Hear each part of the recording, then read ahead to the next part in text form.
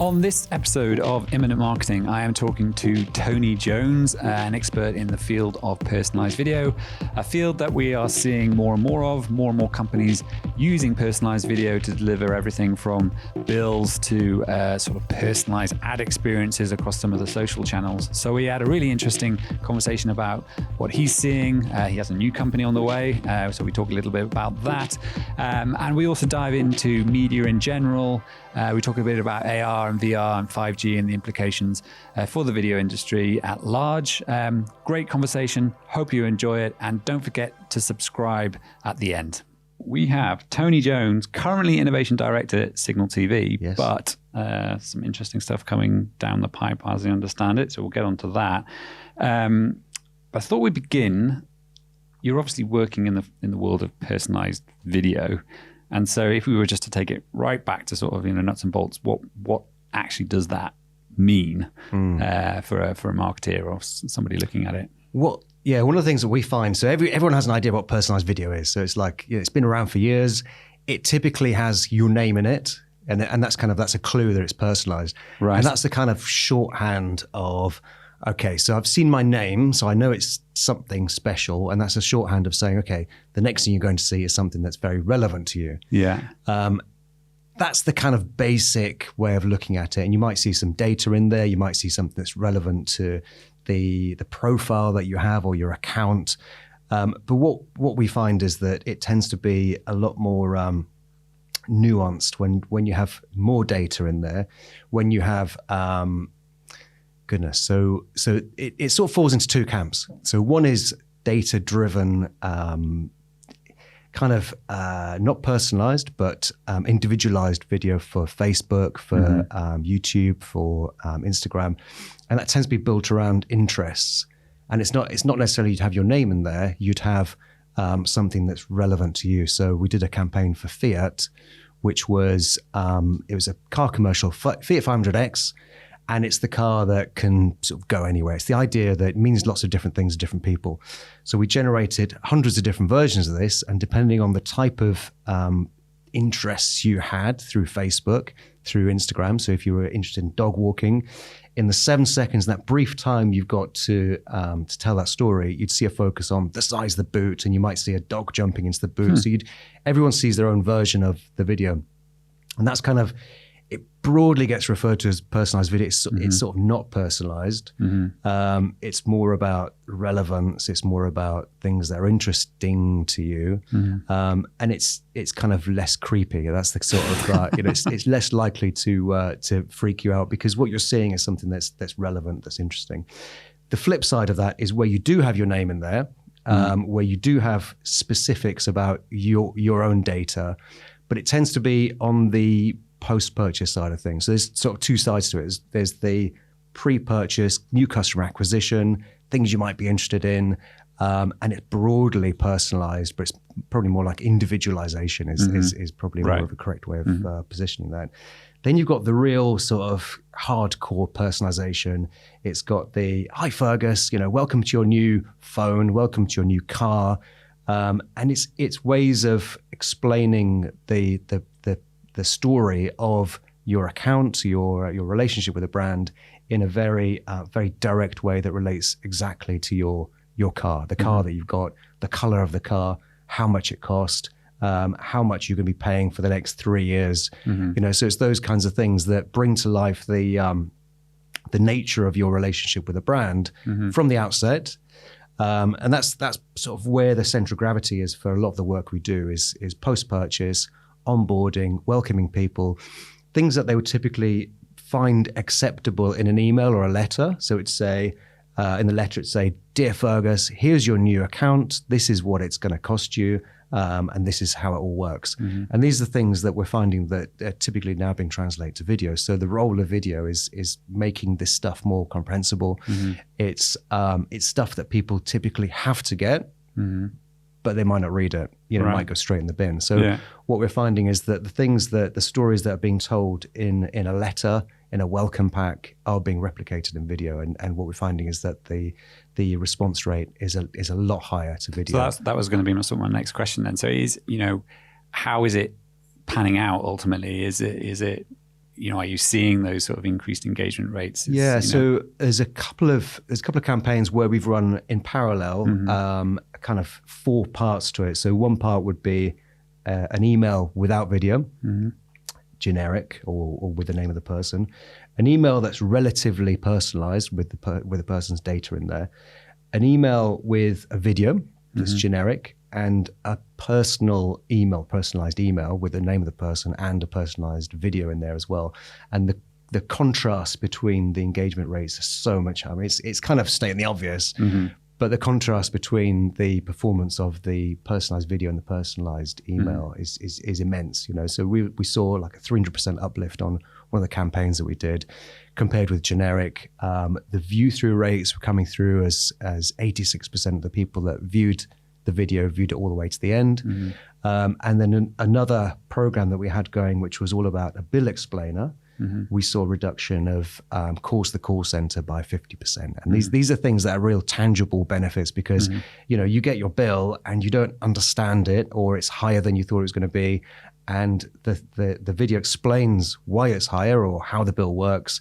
And you've understood it more and you're less likely to get confused and do you think there's irate. So, I can imagine like the first time one of these comes through, there's an element of novelty in the sense that, there's this and then there's, and I can see it, so I watch all the way through. Do you think, how do you see it as it moves forward? Do you think it'll become something where, there's another video there which has been personalized to me and it sort of we can become blind to it? Or, I mean, what's your understanding of that experience? What we find is that so having your name in there is the sort of shorthand to say, oh, hang on, that's not a normal video. Yeah. But if we take all that away, then there's a narrative that is completely unique in that video that you're not quite aware that there are elements of it that are only bespoke to you. So the way we work is we work on overt personalization. So you see your name and your account. And then there's this a very subtle, more nuanced personalization, which is we call them alternative scenes. Yeah. And those alternative scenes are glued together in such a way that you see something that's it's more relevant, it's more interesting, it's more actionable. Yeah. The bill explainer that we did a project for BT, where there were scenarios for the customer where they would typically be getting a bill that might be higher than they thought they were going to get, and that had a different narrative. Calming them down. Don't worry, it's a one-off. It doesn't always go that way, and the narrative was different. So that's another way of looking at it. The more sort of overt stuff. Hi, Fergus, here's your bill. That's all stuff that people will eventually become blind to. Yeah. It's not really an important. So how did it work? I'm interested then. Have you got anything you could talk in terms of the stuff that you're doing almost pre-sale, that I guess the more sort of ad-based stuff where you are, you're cutting scenes against social interest, or, I'm assuming you're pulling some data from Facebook's API about the individual, and then you're using that to pull in or push out different scenes. So with the car, for example, I mean, how did that work out? It's super interesting. It's all pre-built, so it's not done dynamically on the fly. It can be, but typically it works better when we just pre-render loads of videos and then each one's plucked out based on the different parameters. Obviously, the more parameters that are in there, the tinier the audiences are, so the less effective the media spend becomes. Right. So you kind of want loose-ish groups. Yeah. We did a campaign for Pepsi, which was across the whole of the Netherlands, and it was a Pepsi challenge. So that was based on geo-targeting. So it was to say, there's a Pepsi challenge going on just around the corner to you. There's a click-to-route on Google Maps, and it was coming up this Friday or this Saturday, and then on the Friday it would say coming up tomorrow, and then on the Saturday it would say today, and it would say just around the corner. And then the other interesting thing is not necessarily on the personalized video side of things, but on the ability to generate multivariate examples. So you have like loads of versions of the video in different sequences. So the thing with Pepsi was we were testing the visuals. So what would you like to see in the ad? So do you want to see the drink? Do you want to see people with the drink? Do you want to see the can, the brand? It turned out people like to see people. So the people performed better than that's interesting. But it's all of these things that can be tested and then tested per insertion in the chat, whichever channel. So you went on Snapchat, digital outdoor, Facebook, Instagram, different places, and then optimized based on that. So they're the kinds of things that happen in marketing, in customer acquisition or awareness, all those sides of things. And then on the flip side, you've got the post-purchase side of things where you've got more data, a lot of it's first-party data. And those things tend to operate, at the moment, they tend to operate in separate camps. There's no reason why we couldn't say, okay, right, we'll go full funnel all the way from awareness. This is the brand. This is something you'd like to find out about. We think it's relevant to you. We think you like this product, this handset, this car, whatever it is. And then further down the line, it's would you like to buy it? Because we know you like fishing, so you get the fishing rods in the back. And then after purchase, there's all 10 things you might want to do with your car, based on the things that you've opted in on the data. And then there's another client we're working with where we're doing sequential storytelling, where you get the onboarding, and then if they're not, if they haven't engaged in a certain part of their account, then we can say, how are you getting on with your phone? What kinds of things, these are the kinds of things you might want to think about. And again, it's moving from that domain of marketing and moving into the domain of customer experience and an improved, a better experience of the brand. Because then when it comes to customer retention, when it's time to think about the new car, the new handset, you feel like you've been looked after, you feel like you've had a better experience of the brand. And also all those things that were there available to you, you've more likely made use of them because those things are things you've been made aware of. If you weren't using them, if you weren't using those benefits. So that's another domain that we operate in, is that whole value statement. At the end of the month, there's the whole Monzo. This is how much you use. This is where you went shopping, or Spotify. These are your tracks. That kind of domain of. You've had great value out of this brand or service. You've done all these amazing things, and it can also act as a trigger to upsell or cross sell if necessary. But sometimes it's very light touch. It's just saying, just retention. These are the amazing things you've done. These are the other things you could do. Have you thought about this? So where does this? I mean, where I know we've got a few sort of. A few people know, some of them are way back to university, but where does this all go? Where do you think personalization is going to end up in given the next sort of 12, 24 months or so? It's becoming very mainstream. I think, there's that expectation that when you get the email, it traditionally would have said, dear customer, here's your account. And now you'll get the, hi Fergus, welcome to BT. You've got the BT Sports package, and you see all that data in there, and it's being used in a way that just very effectively explains your account. And that's the sort of. Do you think it'll become an expectation almost, where you actually think, look, you're giving me this information, which is to date sat on a bill, difficult to consume if I ever open it anyway. I'm not going to read it. There's that. There's also a huge proliferation of explainer films. And the explainer film typically is very generic because it's like, here's our product, this is how it works. There was another project we were looking at with a handset manufacturer where we were analyzing the inbound searches of how do I take this kind of photo? How do I look? Or how does this work? So all of that is an insight that can then turn into an actionable story. And those stories might be interesting to a particular type of person. Maybe somebody's more interested in sport, outdoors, or more interested in photography, or more interested in music. And you can change that story. So the explainer. Well, so you're driving it from search inquiries, essentially. Yeah, so that search volume is then something that can then be turned into an explainer, but it's relevant to that person. If you know a little bit about what that person's interested in, have you thought about this? Do you know you can do this? It's that, and it's having those moments of connecting with the owner, the customer, and bringing that to life. It's, have you thought about this? These are the things you can do. And hopefully by the time it gets to that renewal cycle, there's reduced churn, and that's kind of what the. And so I know you're working on ideas. something, well, new-ish. You just mentioned it to me. I'm assuming I'm allowed to talk about it, but do you want to tell us a bit about what that is? Because that sounds super interesting. Yeah, so the next step really is to, because we've also been working in areas like live broadcasting on Facebook, right? Live broadcasting on Twitch, VR. So the whole thing is video innovation.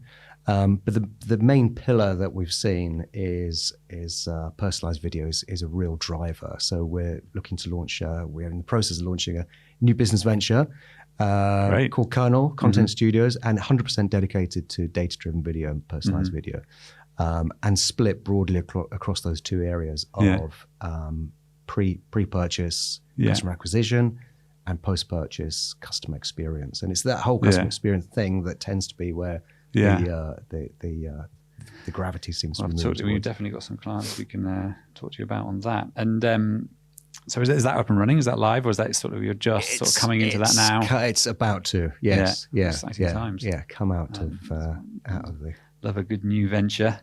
So putting all that aside, I mean, obviously you've got a background in media, and I've seen obviously the old LinkedIn stalking, but. This is something that I've been talking to a lot of people about, is the sort of media world generally, and where that's headed and how that's changed so dramatically over the last, well, even in the last sort of 3 years. And, I know you were at National Geographic for a while. I wonder what your view on, was on the sort of place of the media company now, given that, brands are almost becoming their own media companies. What's your view on how they think they should be sort of positioning themselves, what sort of things they should be thinking about? Got any thoughts on that?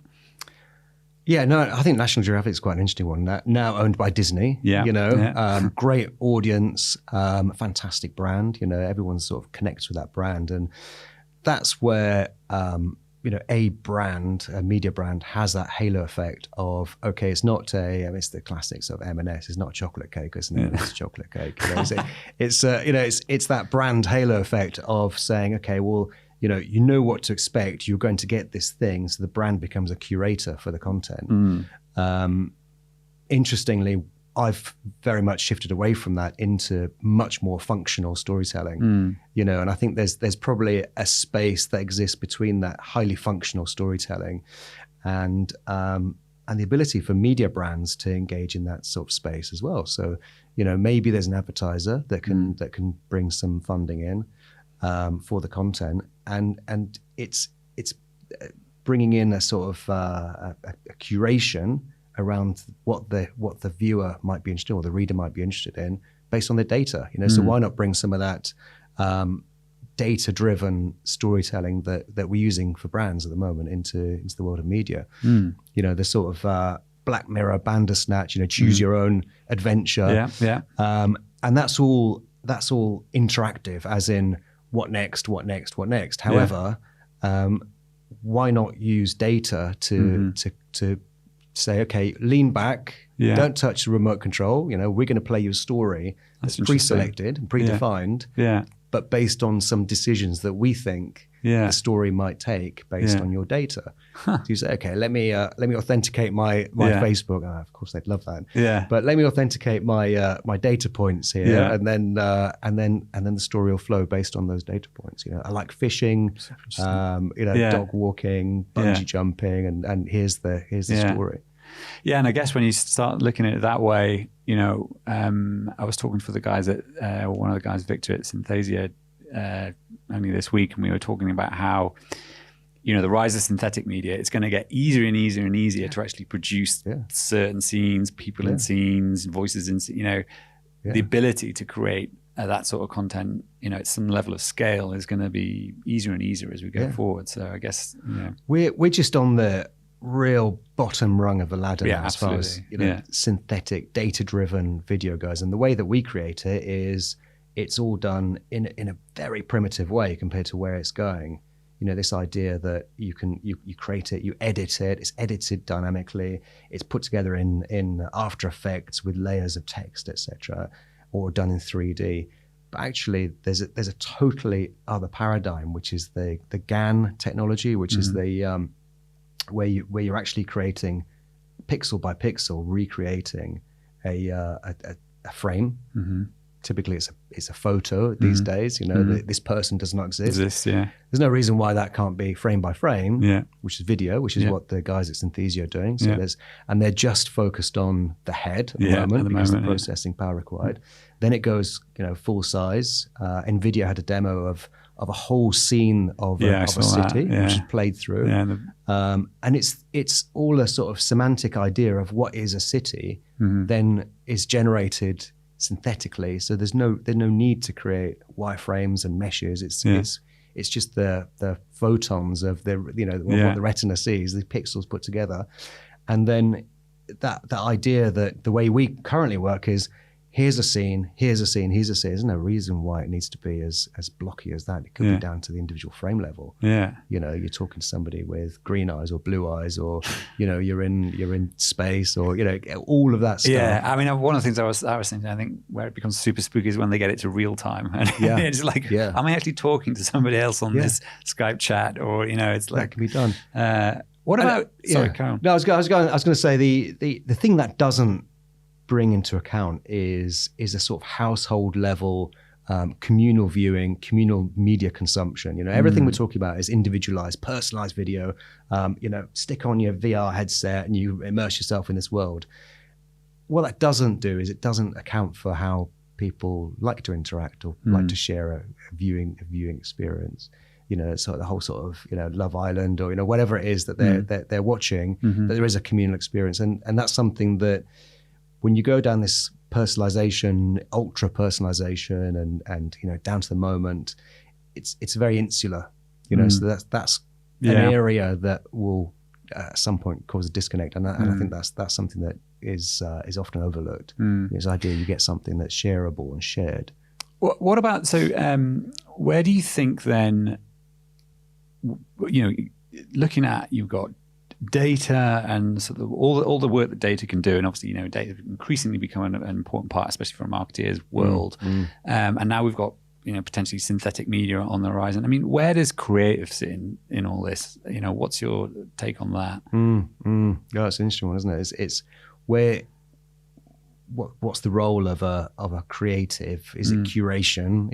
Is it using AI to generate loads of iterations of that's what AI is very good at. It's chomping through lots of data and doing all the heavy lifting and spewing out loads of versions.